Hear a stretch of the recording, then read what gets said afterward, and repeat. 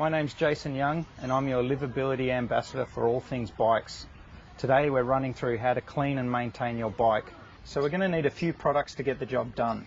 Firstly, we need to clean the bike. First thing you'll need is a degreaser. Second of all, you'll need a bike wash, then a bike spray. This will clean and also protect your bike. A nice polish to make it shiny. Some brushes to get all that dirt and grime out. A sponge. This is a chain scrubber, great little tool. Lastly, to finish it all off, some chain lube to get you ready to go. First step is the drive chain. Basically, the front chain rings, the chain, the cassette and the rear derailleur are going to be the dirtiest part of your bike. So let's start there. What we're going to need is a chain degreaser. Really important to find one that's biodegradable. So what we need to do is pour a little bit of this into this really handy chain cleaner. So you can see it's a little bit full. Get this and put it on the chain.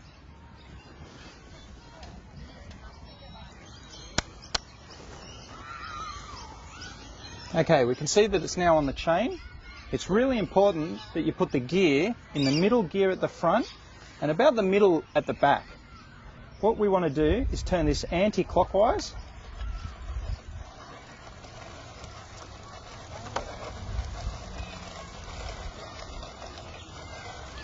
For about 6 to 8 rotations. Then we take it off.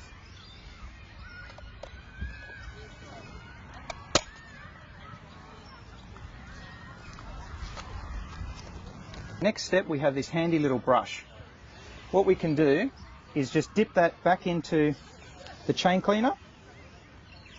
It's really good to get in all those little bits at the back of the cassette, the rear derailleur and the front chain rings. So we want to give that a quick scrub as well.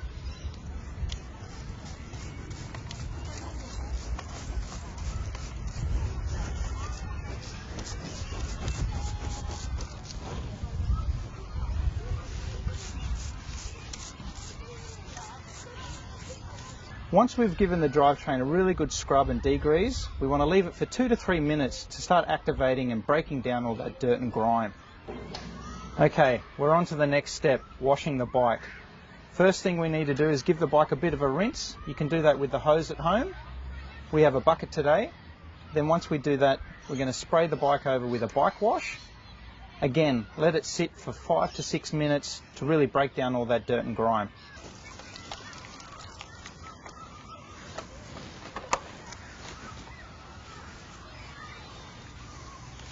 Okay, once the bike has been rinsed, we need to get the bike cleaner on there.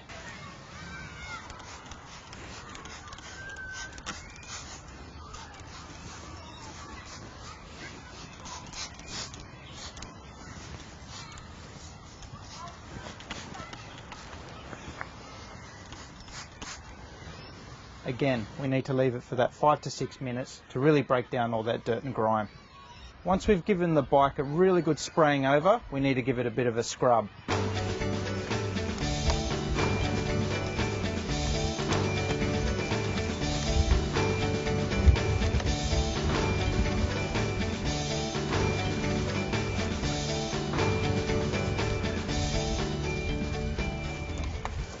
Once we've gone over with the sponge, we need the brush to get in all those hard to get places. If you're using a brush on the frame, you want to make sure it's not too coarse, so you damage or scratch the paint.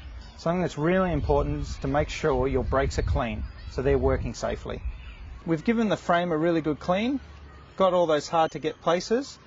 I like to use this brush though, when we go back over the drivetrain. So cleaning the cassette, the rear derailleur, and the front chain rings.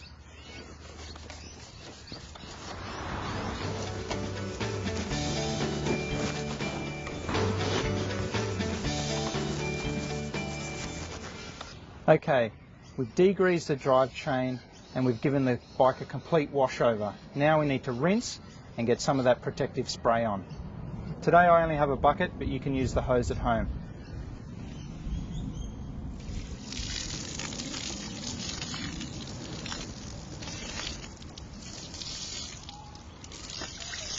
Okay, the bike's rinsed. We now need to let it dry off, or we can wipe it down with a rag and then get that spray.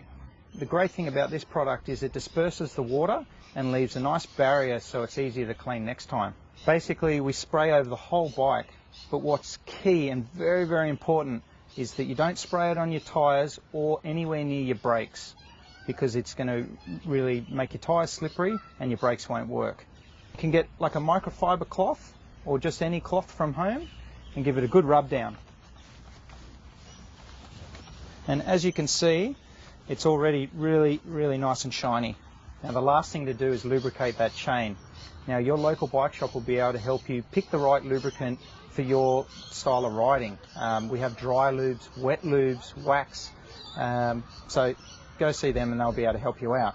What we want to do is make sure again we don't get any lube on the tyre or the braking surface. You just run this backwards. Okay, so we turn the cranks around for about 1 revolution. Screw that back on. And then we want to wipe off that excess. We don't need too much oil on there, we just need a little bit.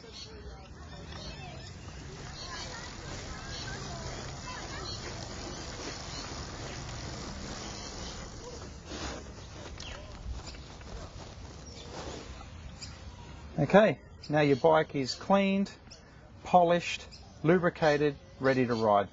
One last tip, once your bike's completely clean, it's a great time to check for all those little things like bits of glass in your tyre, are your brake pads worn down, is there any visible signs that the bike's not running the way it should?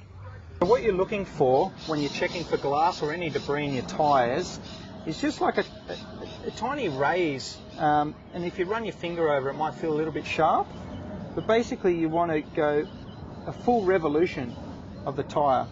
You can see here, if you come really close, there's a tiny little cut in the tyre. That's something you want to check, and so you can get like a small paper clip or a pin and just check that there's no bits of glass in there. Now when checking the brakes, what we're doing is just checking how much pad is left. So on a disc brake bike, which this one is, you can look inside the caliper and you can see if there's any pad left. That's something you want to check. You can see that there's still plenty of pads left, so they're fine. Now these are some of the products we use today, and you can get them from any of your local bike stores. Degreaser, bike wash, protectant spray and a polish. We have the brushes, the chain scrubber, you can get those from home, and any rag. Now, if you're going to be washing your bike at home or any maintenance at home, I recommend a bike stand. It just makes life so much easier. Again, you can get these from your local bike store and they range from about $150 to about $450 depending on the brand. Thank you for watching me today and stay tuned for my next video.